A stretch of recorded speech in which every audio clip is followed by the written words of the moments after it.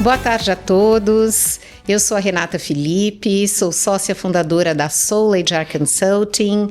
A Soul é uma consultoria que atua com recrutamento e seleção de executivos, programas de transição de carreira, de coaching, desenvolvimento de lideranças. E esse é o nosso podcast Talk Soul.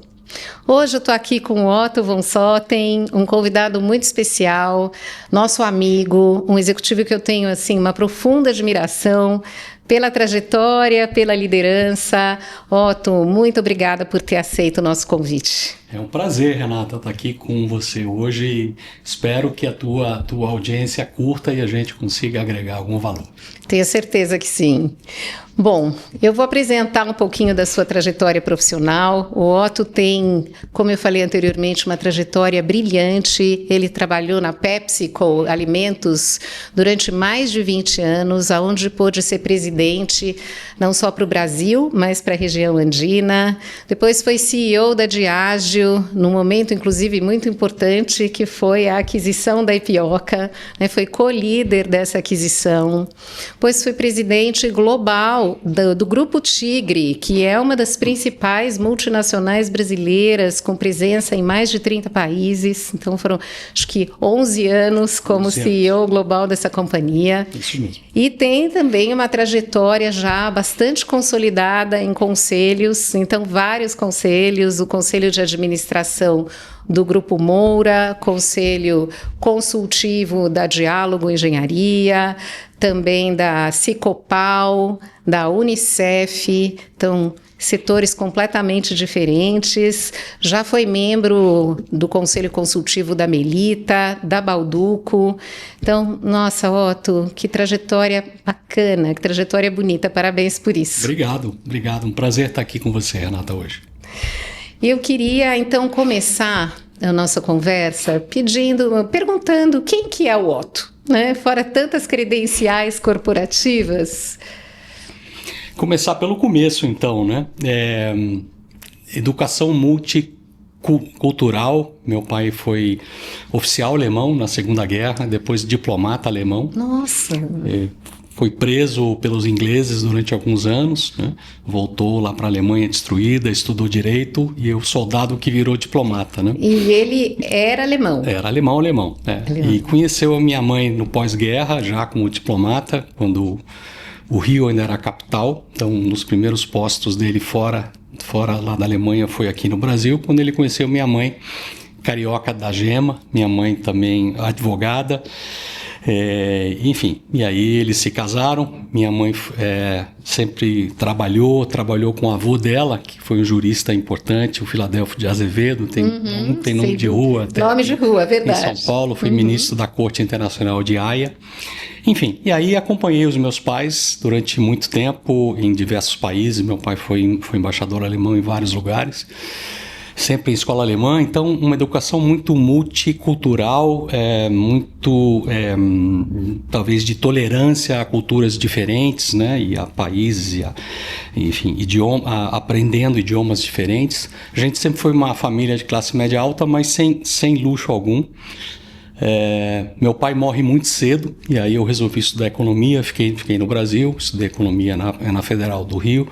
Hoje, se eu tivesse que voltar atrás, eu não teria estudado em escola pública, porque eu tenho a consciência de talvez ter tirado o lugar de alguém que não poderia pagar por isso. Mas com 18 anos eu não tinha essa consciência.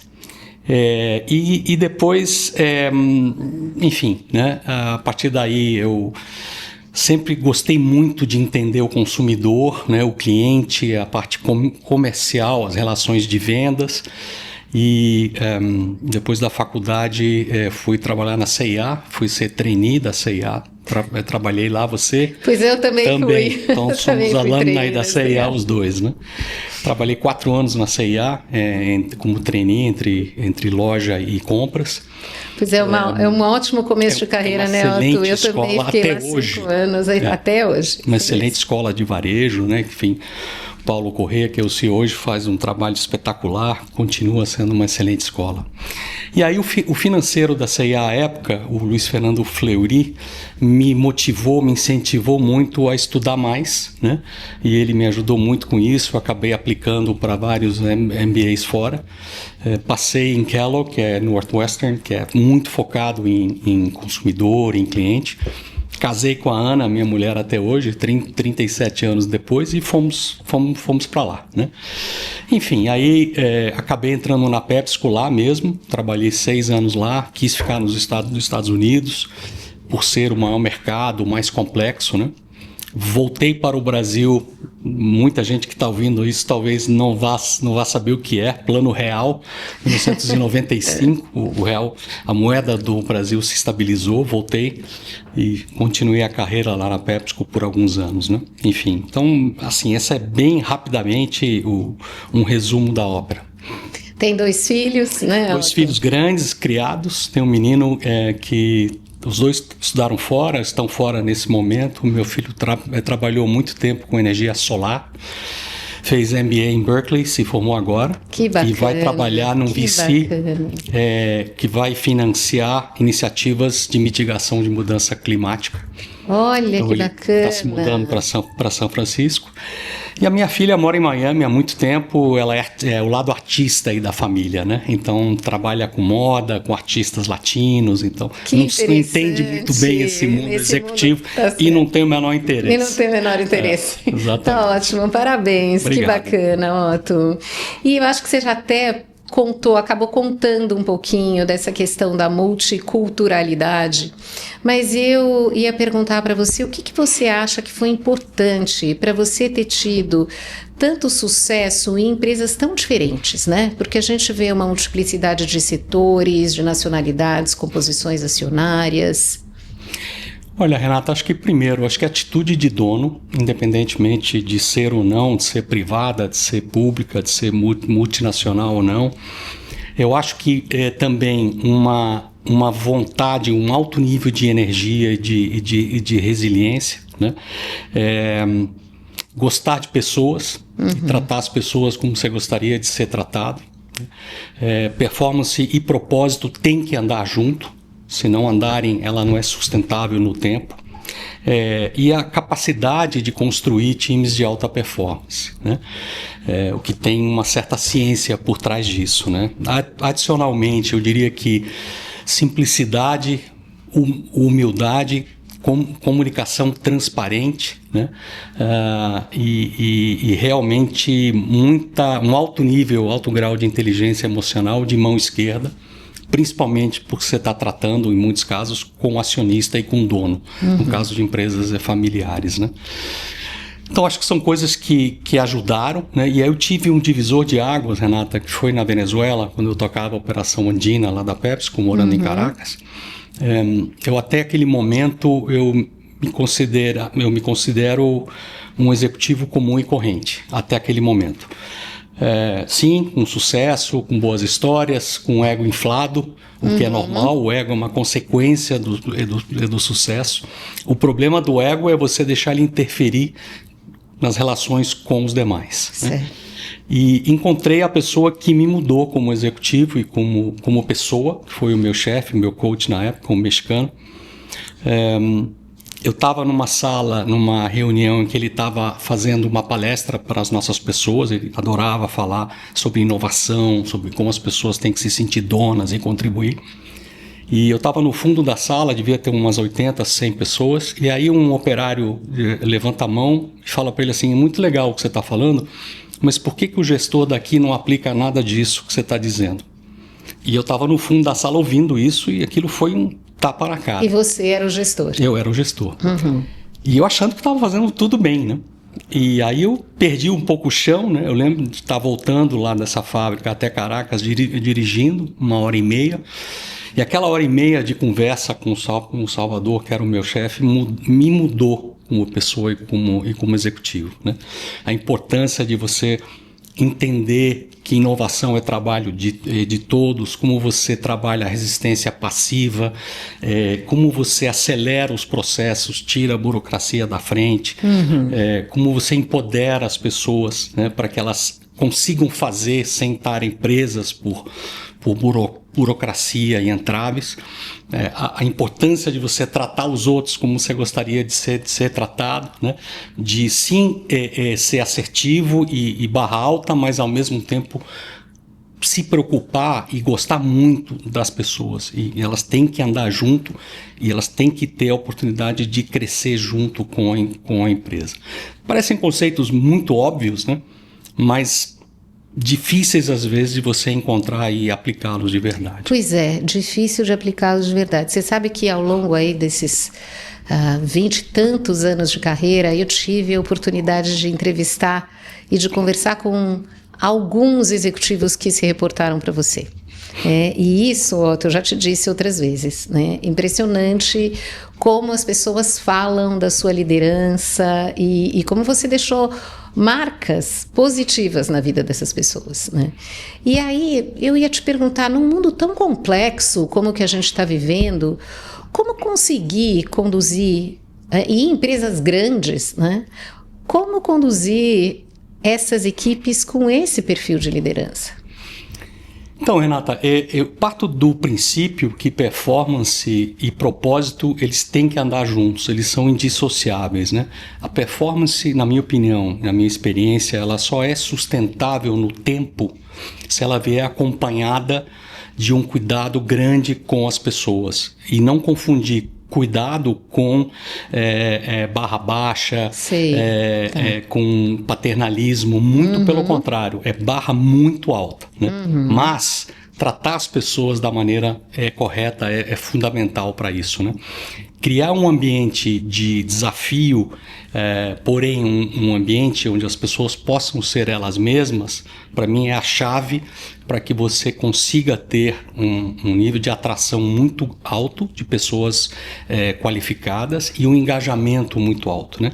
Então, todos nós, né, independentemente de onde a gente atue, a gente compete pelo talento com as melhores. Sim, é verdade. Com as big techs, com as empresas, com as startups, com os VCs, os private equities. Então, a gente não compete com os concorrentes diretos nossos apenas, né? A gente compete por talento. E o talento vai aonde ele sente que ele é reconhecido, né? Onde as pessoas sentem que tem a condição de florescer, de crescer, né? Então, sem isso, a performance acaba virando voo de galinha, né? Ela vai e vem e realmente ela não é sustentável no tempo. Então, para mim, as duas coisas têm que andar juntas. Tá muito difícil de fazer, complexidade, excesso de informação, estresse, né? Burnout, etc. Mas é fundamental. Pois é, e a cultura da empresa também, acionistas, conselho, tem que acompanhar isso, né, Otto? Porque senão... Tem que acompanhar. Tem que acompanhar. E hoje eu ainda vejo muito, né, em conselhos onde eu atuo, ou colegas com quem eu falo, no final do dia uma pressão muito grande por resultado, e não quero saber se o pato é macho, né? Eu quero o ovo. Né? Tá certo, tá certo. E as pessoas se ressentem disso, né? Não são ambientes tóxicos onde as pessoas querem ficar, principalmente os talentos pelos quais você tem interesse. Né? Esses talentos que podem escolher, né? E aí, eu acho que até fazer um paralelo, hoje quando você está em papéis no conselho, você consegue influenciar, ou isso também é tema? De que forma o conselho pode influenciar as lideranças da empresa para trazer um ambiente mais saudável, menos tóxico, mais preocupado com as pessoas? Então, acho que o conselho tem que praticar aquilo que ele diz, né? Então, se um conselho se resume a cobrar resultado e se resume a se preocupar com governança e com compliance, que são sim dois papéis importantes que o conselheiro precisa desempenhar, mas se o conselho se resume a isso, a mensagem que ele está mandando é que as pessoas não são importantes, né? Então, o terceiro papel do conselheiro, da conselheira, que é aconselhar, né, de agregar valor de verdade para a gestão, eu vejo muito menos frequente com esses dois primeiros, né? Então, se o tom do conselho é diferente do que ele exige e pratica, né?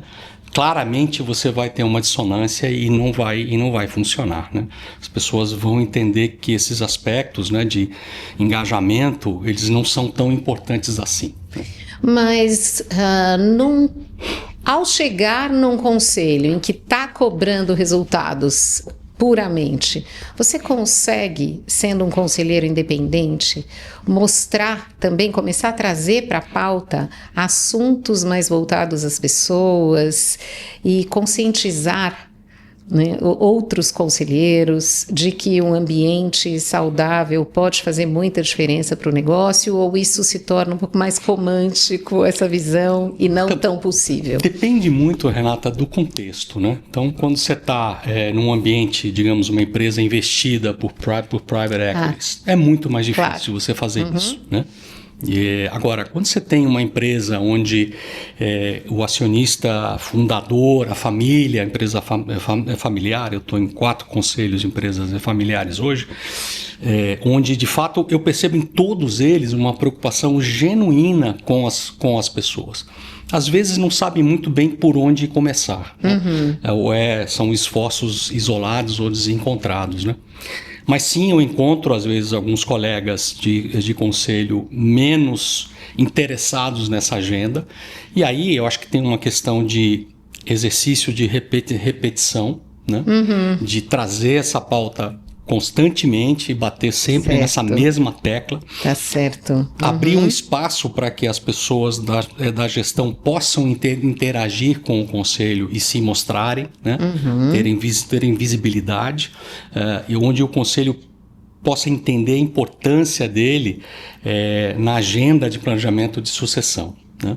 Então, é possível sim fazer, mesmo quando você está numa posição de conselheiro independente. Certo. Não é fácil, mas é possível sim. Isso, você falou de um tema que eu acho super relevante, que é o tema de sucessão, não só familiar, mas sucessão das principais lideranças da empresa. Isso é discutido nos conselhos que você está habituado a ver esse tema? Renata, eu diria que mais na intenção do que na prática, né? Então, eu vejo, por exemplo, hoje esforços de empresas familiares se preocupando com sucessão, com profissionalização, mas, por outro lado, uma dificuldade, às vezes, muito grande de largar o osso. Sim. Né? Então, de ter aquela ilusão, né, da vida eterna, né? Até que o dia chega, né? Então, já tive situações assim que eu vi onde uma empresa desabou porque um belo dia o fundador teve um AVC e parou, né? Então, assim, vejo sim sendo falado, mas ainda não com a consistência, né, com a profundidade necessária, né? Enfim, então, na Tigre a gente fazia isso de uma maneira bastante estruturada, mas eu tenho visto nas minhas experiências onde há sim um desejo, mas ainda tateando, encontrando maneiras de como fazer. E tem gente que simplesmente não quer largar o osso, né? Então, isso a gente vê muito nas empresas familiares, sim, muito, né? E como é que você está vendo o tema de inovação, de inteligência artificial nos conselhos? Olha, Renata, assim, né? Primeiro, muito debate, hoje é o tema que mais se fala, né? Em todos os encontros, podcasts, entrevistas, fóruns e nos conselhos é o que mais se fala. Mesmo nos conselhos, sim, mesmo de empresas menos estruturadas? Sim. Tá. Mas em muitos casos ainda sem saber muito por onde entrar. Como começar, né? Qual é o passo a passo para você ter o letramento para poder para poder evoluir, né? Então, assim, encontro situações onde tem os early adopters, né? Que estão milhas à frente. Eu vejo algumas situações assim.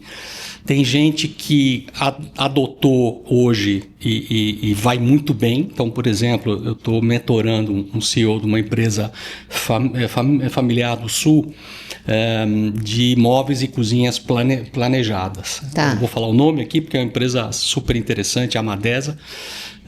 E esse rapaz, ele conseguiu tornar o modelo de negócio dessa empresa 100% digital. Então, Olha. essa empresa não tem instalações físicas, lojas, nada disso, né? Ela vende puramente ou na loja deles ou nos marketplaces, e muito também fora do Brasil.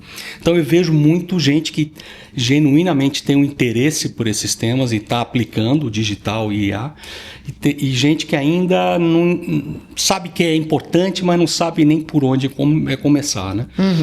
Então, e a tendência, né, o perfil dos conselheiros, das conselheiras, ainda é um perfil um pouquinho mais conservador, né? Sei. E isso está mudando, né? Então, e é necessário mudar, né? Mas ainda tem muitas empresas com muita dificuldade de por onde começar, né? Eu fiz um curso agora, a gente estava falando nisso antes, com um cara que eu acho sensacional, que é um empreendedor, o Gustavo Caetano, de Minas Gerais, né? Que ele é meu colega de conselho na Moura. E o segundo dia foi só sobre como operacionalizar as ferramentas, né? Então, construir os seus agentes, coisas que há 6 meses atrás eu não tinha ideia. Então, eu acho que essa educação, a necessidade e a clareza de você continuamente se educar para o conselheiro é fundamental, né? Você tem toda a razão. E eu acho que, além do conselheiro, existe também a maturidade das empresas, dos fundadores, dos acionistas, e o quanto esse é um tema que é colocado na mesa. Sim, né? sim. Porque tem muitas empresas que ainda, nos conselhos, estão olhando para o retrovisor, né? Só olhando os resultados. Sim. Essas são as discussões principais. Sim. Tem muito isso. Então, reunião muito informativa e pouco propositiva, ou de discussão produtiva. Vejo muito isso. E vejo também, assim, o que eu tenho visto, Renata, é que o impacto da inteligência artificial, ele é absolutamente avassalador e onipresente. Ele vai estar em absolutamente tudo, e todas as empresas. Ninguém vai escapar disso, né? Para mim isso está muito claro. Então, com a situação econômica difícil pela qual as empresas hoje passam, né? Juro, enfim, dificuldades importantes de crescimento de custo de mão de obra, né? Uma dificuldade grande de poder crescer, tributos cada vez mais elevados, né? A produtividade gerada potencialmente pela IA e o crescimento de receita são fundamentais, né? Sem dúvida, para manter essa competitividade, inclusive, né? É fundamental. Você tem que encontrar, além de ter uma clareza estratégica muito grande, qual é o teu... eu gosto muito de uma metodologia chamada Playing to Win, que é de um cara que foi CEO da Procter muito tempo, o Lafley, que escreve sobre quais são as escolhas que você faz, o que você escolhe para ganhar e aquilo que você vai deixar de fazer, né? E ele transformou a Procter numa empresa que acabou faturando menos, mas muito mais rentável e muito mais clara nas suas escolhas. Então, acho que essa é uma parte fundamental, mas além dessa clareza estratégica, né, é fundamental a gente buscar produtividade, uma inovação constante, né?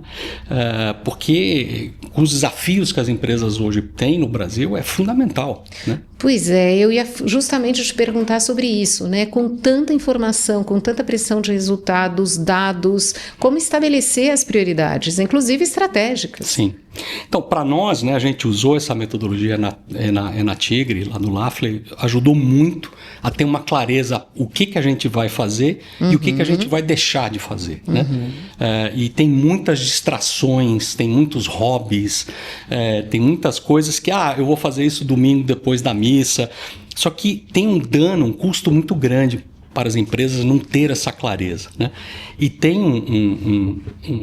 um passo a passo de implementação de IA que é muito importante, né? Você tem que criar primeiro um data lake, uma base de dados, você tem que ter um time multifuncional, você tem que ter um aculturamento das pessoas, né?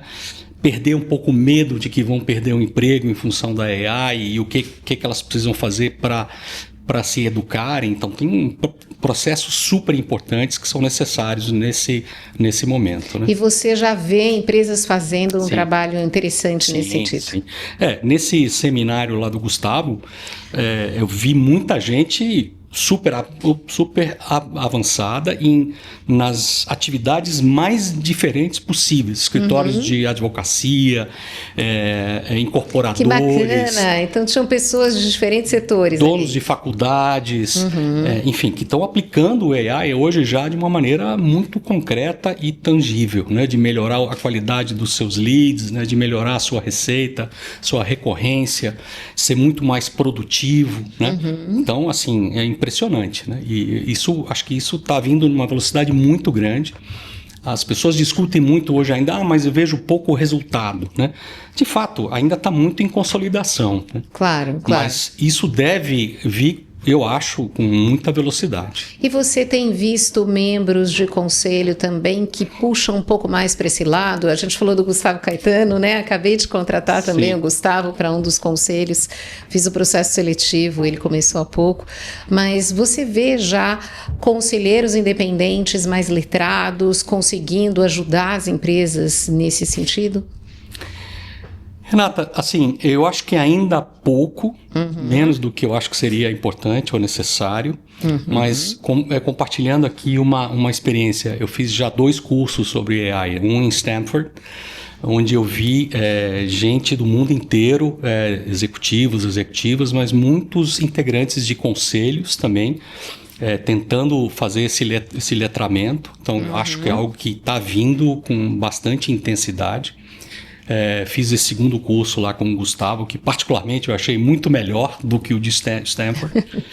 Uma primeira parte mais de estratégia, de entender claramente onde estão as tuas dores, os teus limitantes, e a partir daí você entra numa imersão de AI, né? Então eu pude começar a construir os meus próprios agentes, enfim, entender os LLMs, o que usar e tal. E eu percebo que é muito menos sobre qual LLM usar, até porque isso é modismo. Claro. O chat de GPT, hoje é o cloud, amanhã vai ser outra coisa. Não é isso, né? Mas o que você consegue fazer com isso, né? Então, sim, nas minhas experiências pessoais ainda tenho visto pouco, mas eu acho que o interesse por esse tema ele é gigantesco. Sem dúvida. E os resultados, a geração efetiva de resultados também, né? Também. Muito significativa. Sim. E aí, falando um pouco de resultados, só falar rapidamente de economia e do nosso cenário, que é extremamente complexo nesse momento. Sim. Né? Ano difícil, né, Otto? Ano difícil, ano de eleição.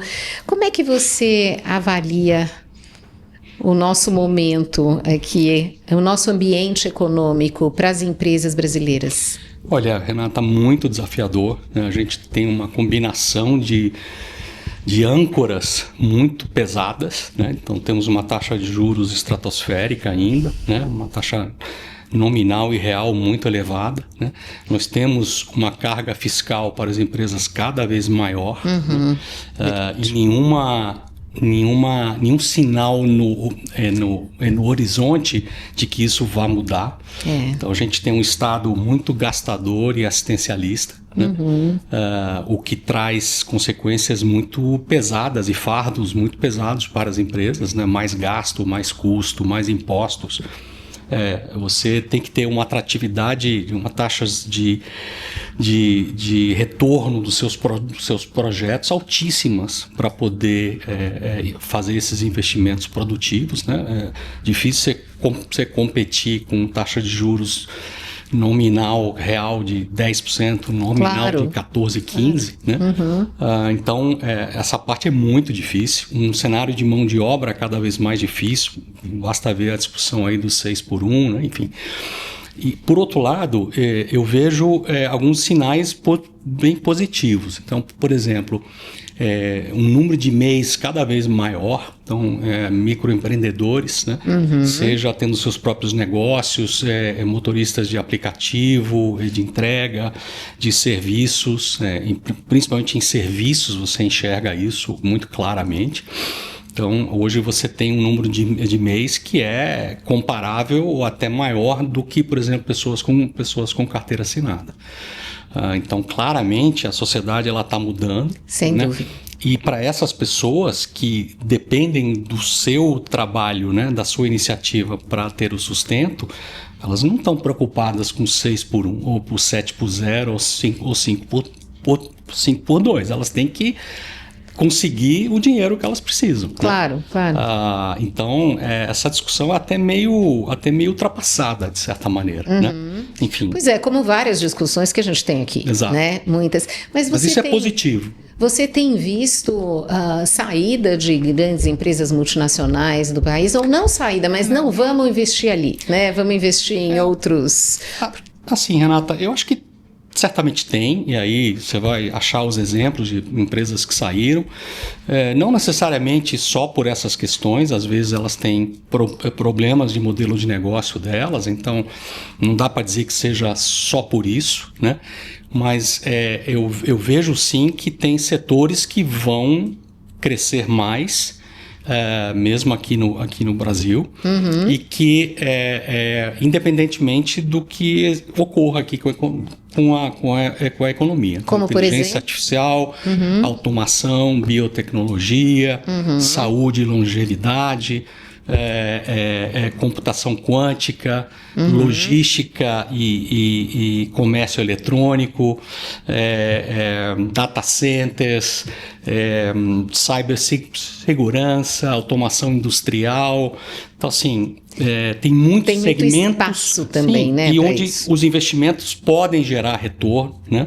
Então, acho que isso vai continuar ocorrendo, então vai continuar tendo boas oportunidades, mitigação de impactos climáticos, enfim, tem muita oportunidade ainda. E mesmo em infraestrutura, né, você pega os estados que querem privatizar, que querem ter, por exemplo, acesso a saneamento básico, estão fazendo. Né? Então, Minas Gerais está fazendo, São Paulo fez, Rio de Janeiro fez. Existem empresas de saneamento básico, inclusive fazendo trabalhos espetaculares, né? A própria Sabesp, BRK. Claro, Equatorial, BRK, EGEA, Iguá, incríveis. Águas do Brasil, enfim.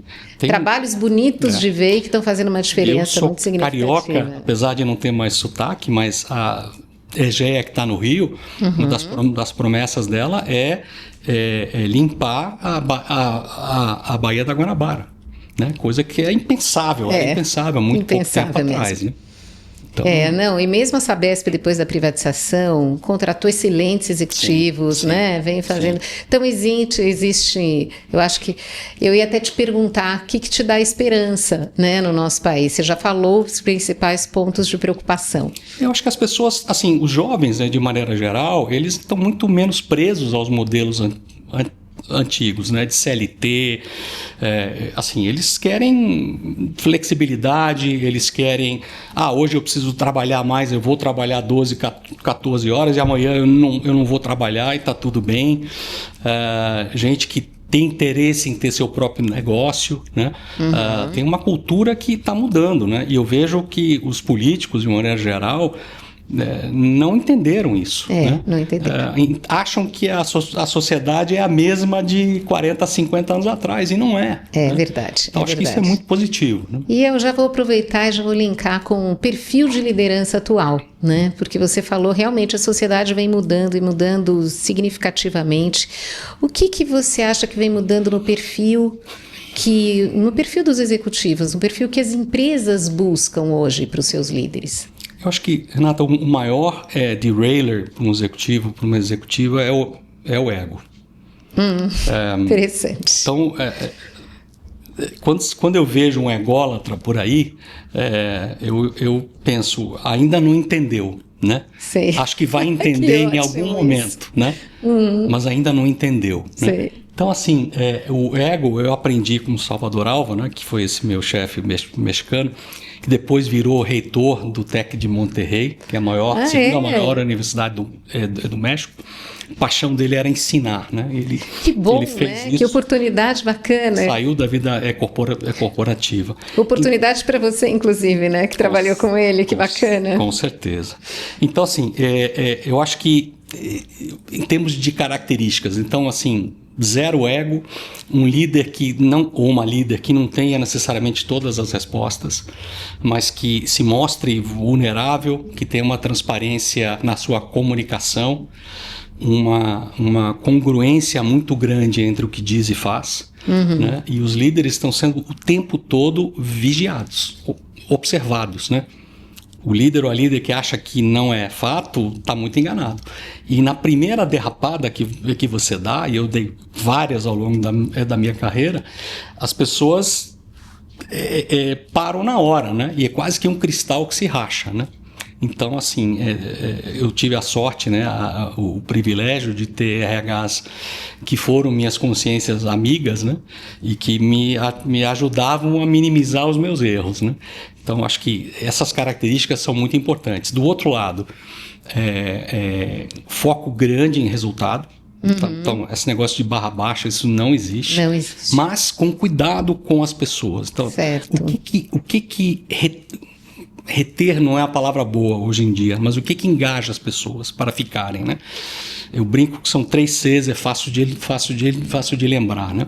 O primeiro é o desejo de conexão. É você se conectar a alguma coisa que tenha propósito, que tenha valor, que seja transcendental, que tenha significado, né? No caso da Tigre era universalizar o saneamento básico, né? Todo mundo sabia que esse era o nosso propósito. O segundo é o desejo de contribuição. As pessoas sentirem que a opinião delas importa. Certo. O que elas falam é ouvido, né? Elas se sentem importantes. Eu estou contribuindo, eu estou ajudando, né? E o terceiro é o desejo de crescimento, tanto de carreira quanto de aprendizado. Proporcionar essas saídas para esses 3 desejos é uma estratégia fundamental de atrair e de engajar as pessoas. Então, esse é o tipo de líder que acho que as empresas buscam. E, por último, uma atitude de dono. Então, assim, perfeito, esse negócio de 9 a 5, isso, gente... Nossa, acho que você resumiu tão bem o que faz com que as pessoas realmente queiram pertencer, né, às organizações. Os 3 Cs, né? Os 3 Cs com o senso de dono. Tá certo que parece fácil falar, mas gerar isso nas pessoas é um dos maiores desafios. Né? Você não tem todas as respostas, mas outra coisa é você ter, sem exceção, o time que você precisa para entregar. Então, vejo muito nas minhas mentorias ou em conselhos onde eu participo, é muito difícil você conseguir fazer com que o líder tenha disposição para, de fato, fazer isso, né? Desenvolver as pessoas ou trazer pessoas ou trocar. Desenvolver ou trocar, né? Estimular, desenvolver ou trocar, né? Assim, eu tive a infelicidade de desligar... Eu perdi a conta ao longo desses 40 anos, mas mais de 100 pessoas, com certeza. Eu conto nos dedos de uma mão as pessoas com quem hoje eu não falo. Então, a forma depende muito. Mas o mais importante é, se eu tenho um motivo de arrependimento, é de ter demorado. Sei. Olha só que interessante também, tá? Sabe, você desenvolve com o tempo um senso, né? Se a pessoa vai ou não vai, né? Verdade, tem toda a razão. E aí você fica, às vezes, procrastinando, com receio, com medo. E a pior coisa que você pode fazer para a empresa e para a pessoa. E em vários desses temas, você falou até da relevância de um RH, né, de um RH que realmente seja parceiro, né? Muito desses temas passa por ter um RH forte do lado do CEO. Sim. Né? Uma pessoa com a qual você tenha desenvolvido uma confiança, que permita essa pessoa te dizer as verdades, né? Acho que isso é fundamental. E um RH mais estratégico, mais a serviço do negócio. Entender que o objetivo disso tudo é entregar resultado. Claro. E as pessoas crescerem junto. Claro. Né? Mas isso... Então, como é que eu fazia isso? Para alguns RHs, eu dei responsabilidade por unidades de negócio, por exemplo, adicionais ao trabalho de pessoas, né? Perfeito. Ou dar outros aspectos para que eles pudessem também se desenvolver e entender mais do negócio. Tá certo. Otto, eu converso com muitos profissionais querendo fazer essa mudança do executivo para o conselheiro, né? Como é que foi essa experiência para você? Você fez isso rapidamente, né? Eu até brinquei com você que quando eu vi você já estava em tantos conselhos que a gente não conseguia convidar para novos. Como que você se preparou e como foi essa transição? Bom, acho que primeiro, Renata, é ter clareza do que você quer, né? Então, eu desde cedo sabia que a minha carreira executiva iria até um determinado ponto e que eu queria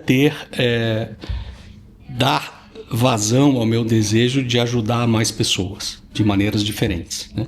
Então, quando você é executivo ou executiva de uma empresa com entrega de resultado, enfim, tem muito pouco tempo para qualquer outra coisa, né? Então brinco que só tem tempo domingo depois da missa, né? E aí é muito difícil, mas uma coisa que eu tentei fazer desde cedo foi aproveitar oportunidades de participar, ainda como executivo, de conselhos consultivos, né, que tomam menos tempo, você não é estatutário, você não tem responsabilidade, mas você já começa a exercitar isso. Então eu fiz isso bastante cedo, tanto na Melita quanto na Balduco, ao longo da minha carreira executiva. Depois num conselho de administração de uma construtora, que era cliente da Tigre, então foi super interessante. Mas acho que essa é a primeira questão, é você ter clareza do que você quer e se esse é um caminho que te interessa, já se preparar para isso, né? Na prática, né? Evidentemente tem uma preparação teórica, tem excelentes cursos de formação, IBGC, Fundação Dom Cabral, cursos fora, excelentes, né? Que são fundamentais. E depois um trabalho de preparação muito grande, de clareza de que o teu papel muda, e muda muito, né? Certo, perfeito. Então, resistir à tentação de fazer, de executar, claro. E tentar influenciar a gestão, né? Tentar ajudar a entender os problemas. Então, o que me dá muito prazer eu acompanhar a gestão para entender como o negócio funciona, quais são as dores que eles têm e tentar ver se eles têm algum aspecto que não esteja visível para eles, algum problema, né? Algum ponto cego, né? É uma mudança de mindset muito grande, né? Papel é muito diferente, né? Você não pode jamais cair na tentação de executar, né? E eu vejo ainda muita gente misturando esses papéis. Sem dúvida, sem dúvida. E ainda um pouco de consultor, né? Também. Né? Isso tem bastante também. Também. Então, acho que outras coisas, né? Acho que um foco muito grande é aprendizado, é contínuo. Então, você está se atualizando o tempo todo, né? Você garantir que você tenha uma agenda alinhada com as prioridades estratégicas, né? Conselheiros independentes, né? E que tenha uma discussão que permita discussões com pontos de vista diferentes. Claro, né? Claro. Por isso essa composição diversa no conselho é tão importante, né? Sim. E para nós finalizarmos, eu queria te pedir 3 conselhos. Que conselhos que você daria para um CEO, pensando aí no futuro? A primeira coisa que eu falaria para ele ou para ela é "It's not all about you". Ótimo, ótimo, ótimo. Você não é o centro do mundo. Muito, né? Bom. E entenda isso com muita clareza. Eu diria que o segundo é tenha o time que você precisa para entregar sem exceção. Né? Bom. E para isso, né, acho que é fundamental você construir um ambiente de confiança, o que é difícil de fazer. Tem um livro do Lencioni que eu gosto muito, que fala sobre as disfunções de times, que explica isso em detalhe.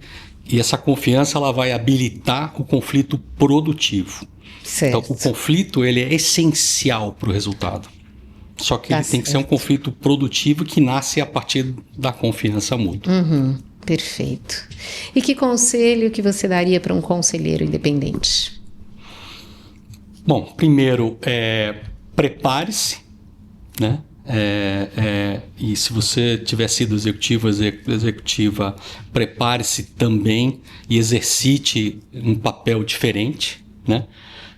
E principalmente, sim, você está a serviço de quem te contratou, do acionista, mas eu vejo muita gente, como eu falei no início, focada em governança, compliance e cobrar resultado. Né? E assim, eu fui muito cobrado nos conselhos onde eu estava como CEO, e eu posso te garantir que nenhuma cobrança me fez mudar a minha forma de ser. Tá? Porque a gente se cobra muito. Claro, né? Então, certo. Não é um terceiro me cobrando que vai mudar o resultado. Né? Então, é necessário? É necessário, mas não é aí que você agrega valor. Não é aí que você agrega valor. Então, aonde você vai agregar valor? Né? Se você não conseguir definir isso com clareza, é melhor não estar lá. Né? Então, agregue valor. Agregue valor. Não Ótimo, cumpra a tabela. Ótimo, né? ótimo. E para jovens líderes, ou jovens que estão se formando agora, né? Nossos filhos? Eu diria que ocupe o espaço. Assim, eu estava num evento da Sofia Esteves, da Companhia de Talentos, onde eles estavam falando sobre a nossa preocupação com essa geração Z, né? Que não quer nada, que é imediatista, que só está preocupada com o meio ambiente, com recompensa imediata e tal. E a gente não sabe, nós líderes não sabemos muito como lidar com isso, né? E ela mostrou ali artigos de revistas, jornais da década de 70, 80, onde se discutia exatamente a mesma coisa. É mesmo? Tendo nossa geração como fonte do problema. Né? Então, primeiro, isso não é um fenômeno novo. Tá, né? certo. E segundo, acho que a responsabilidade de nós líderes é construir os ambientes que façam com que essas pessoas tenham interesse em virarem líderes. Claro, né? claro. E não o contrário. Claro. Né? Mas eu diria que ocupam espaço. Né? Eu vejo... faço parte de uma plataforma de mentoria, Talk to You, que eu faço pro bono com muito prazer. E ali eu vejo gente muito diferente. Gente que está preocupada em... trabalhar menos, em trabalhar de maneira remota, em tá bom assim, mas quer crescer. Sei. E aí eu falo assim, bom, mas uma coisa não está falando com a outra, né? Tá certo. E gente não... que tem muito isso, né? Muito. Tem muito. E gente que está super afim, né? E gente que está super afim, né? Para mim é quem vai ocupar esse espaço. Claro. Então, quando eu entrevistava finalistas, tanto na PepsiCo quanto na Tigre, eu não olhava as competências técnicas, eu olhava a atitude. Sim. Porque é isso que vai fazer a diferença no Claro. final. Competência técnica você aprende. Atitude depende de você querer mudar. Tá certo, perfeito, tá ótimo. Otto, muito obrigada, foi acima de tudo uma delícia de conversa e eu tenho certeza que agregou muito valor para quem nos ouviu aqui. Tomara que sim, muito feliz de estar obrigada com pela você. presença. Obrigado pelo convite. E esse é o nosso podcast, Talk Soul, siga o nosso canal.